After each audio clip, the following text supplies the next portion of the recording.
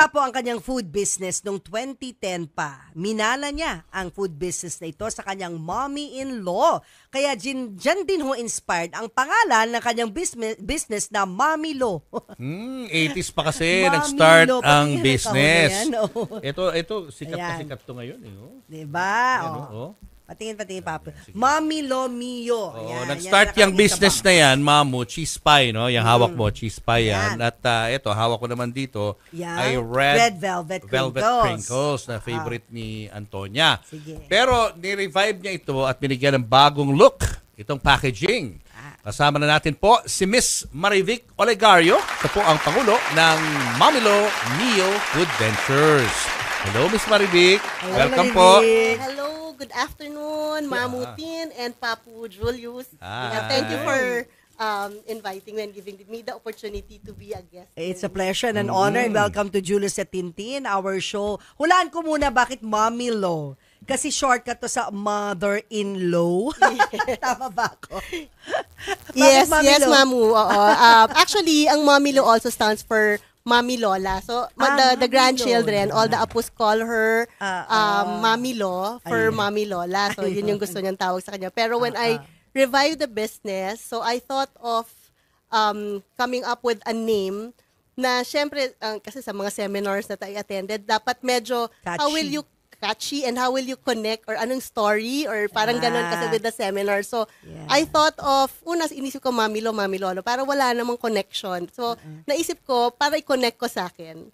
So, I thought of Mami Lo, pero it's going to be my mom-in-law. So, Mami Lo Mio. So, yun yung naisip ko lang para since I wanted it to revive, tapos para in honor of her, kasi she started it in the 80s. So, naisip ko naman 80s na pa, 80s pa, 1985. Bakit natigil ba to? Was there a time na natigil yung business? Kasi si Mami, because of si mismanagement, wala na kasing nagma-market, wala na sa sales. So, hindi na rin siya naging available masyado sa mga... So siya? Parang Christmas product siya. It's an all-year time. Kasi tinan mo, may picture pa ng Christmas tree sa background. Every Christmas, ganyan ang natin, ang packaging niya. Kaya, pag Valentine's naman, nagiging heart yan. Depende sa season. Yeah, so, it's good for gift giving on occasions. Plus, also, for the daily na kinakain as snacks kasi we enjoy it as snacks. Kasi gano'n naman talaga na umpisa yan. Talagang snacks lang yan sa mga school canteens sa mga students. And then, plus, yung added value. So, I changed the packaging. I made it parang very presentable para madami kasing nagdadala niyan abroad, so nagre-request ng lagay sa box.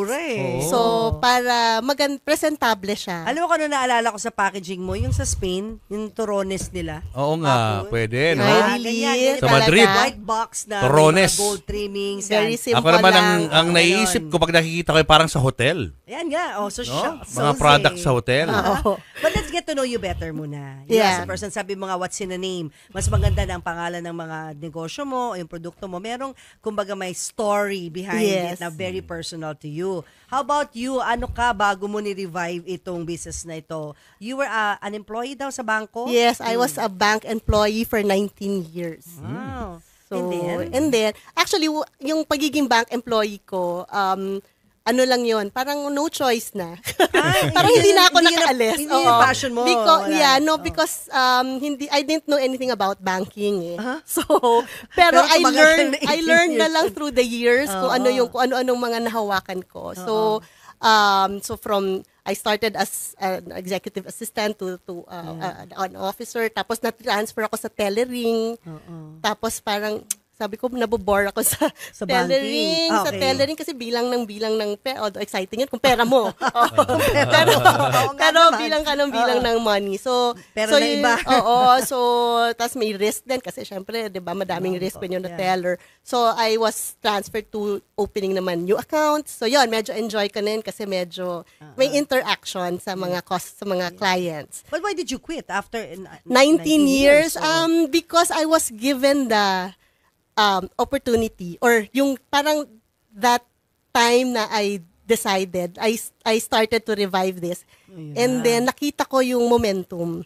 So, parang I didn't want to waste that momentum. Yeah. So, And sabi ko, earning parang, opportunity. yeah, parang nakita ko, parang I want to give this a chance. Pero, don't get me wrong, when I decided on that, I was, parang okay naman ako with my work.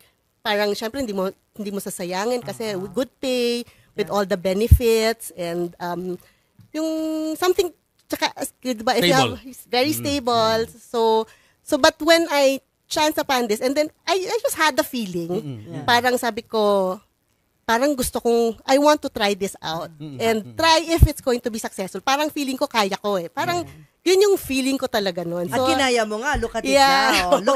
Looking at it now and the business, looking back now. Ba't ka proud ngayon sa pag-revive ng Mamilo Mio? Yes, kasi naman hindi ko rin akalain. Kasi when I was deciding on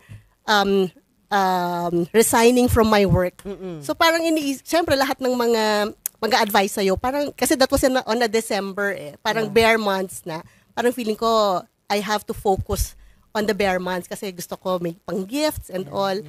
So sabi ko, parang nung dinidiscourage ako ng lahat na parang sayang yung work. Sayang naman talaga kasi. So sabi ko, pero sabi ko, parang kaya ko to na, Siyempre, no na regrets gawin. kasi when you want to pursue something na sobra kang naniniwala sa sarap, diba? Tapos sa mommy-in-law mo yan. So, this is the time now na tayo ay magte-taste and see na. Kasi busy na si Papu. Ito na ang cheese pie. Okay, Papu. Pinasampulan na ako ni Julius, si Papu, ang cheese pie. Ang recipe na to, syempre, kay mother-in-law talaga. Mother-in-law. It's So, a wala family kang, recipe of, it's a recipe of their clan.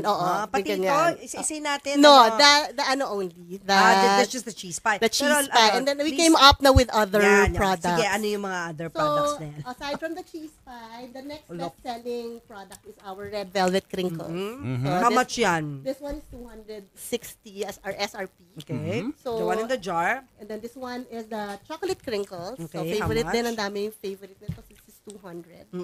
And then we have Okay, yung pricing. cheese pie. And then we have Yan, yung classic cheese pie, how much yung isang box na our ganyan? SRP for that is 240. But it ranges, depende kasi we also have resellers who are selling it to, syempre may other expenses. Okay. siya. So, Earning opportunity yun, Yes, PG, mga yes. resellers. Yung Yes. ensaymada. ensaymada naman, this one, a box of 6 is 480. 480. And then, itong mga nandito sa loob ng basket. This one is almost the same. Same lang. So this is, Parang may a cookies gift. pa. Ano yun? The butter garlic sticks. Yun, butter Ayun. garlic The butter garlic sticks. sticks is 160. Pwede yan, parang croutons din, no? Yes, Pwedeng sa yes. salad, pwedeng sa pasta. Masarap Ang din sarap siya. tong cheese. Sobrang sarap, cheese no? pie, grabe. Sorry, galit-galit muna tayo. Ito, tikman natin na to, And Red then we velvet, also sarap. have a gift basket. This one for mga tokens. Yan, sa mga ano.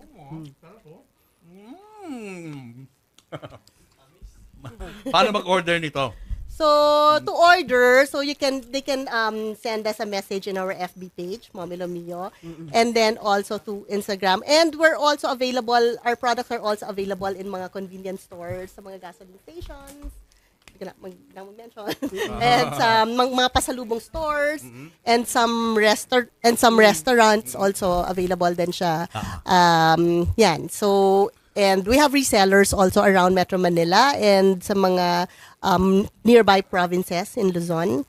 And also, they can also just message us kasi pwede na naman ngayon din through Lala just Move. message. Again, No, paano kayo i-message? Ang resellers namin, just message us in our FB page. Pakita natin yung FB nila, FB Yes, account. Sa mga gustong bumili Para- lang, yan. for consumption, gustong mag-resell, gustong Yes, mag-business, yes. i-message nyo lang si Marivic sa Mamilo Mio. One of the best tasting cheese pies ever. This reminds me of my high school sa Oo nga. Assumption. Yes. Sa canteen. Yes. Familiar ka rin doon? That's the one. That's the one. Kaya nga, it's Mommy Yes, that's Mommy Loss. Childhood snack mo pala yan, mamu. 1980s in Assumption, Yes. yung Assumption cheese pie nga tawag nila nun. Yeah. The famous. That's the one. Recipe ni Oh my gosh, di ba? That's the Sa one. mga assumptionista dyan, Kaya most order of our na. customers, they become nostalgic. Kasi parang sabi niya, ay, Parang ito yung sa Assumption Canteen. Oo, my yeah. gosh. Sa mga cafeterias Thank ng I'm also from Assumption. Iniba mo lang yung name. Yes, iniba ko yung name. Nako. Ano tawag Yeah. niya? Assumption? Hindi, dati nasa Assumption ako. Tawag na Assumption Cheese Pie. Pero ngayon, dahil na-meet ko si Marivic, si Mamilos Cheese Pie na to. Mamilos Thank you Cheese so Pie. much, Marivic. Say hello to Thank your you. mom. Di ba naging close kami ni Mami? Yes.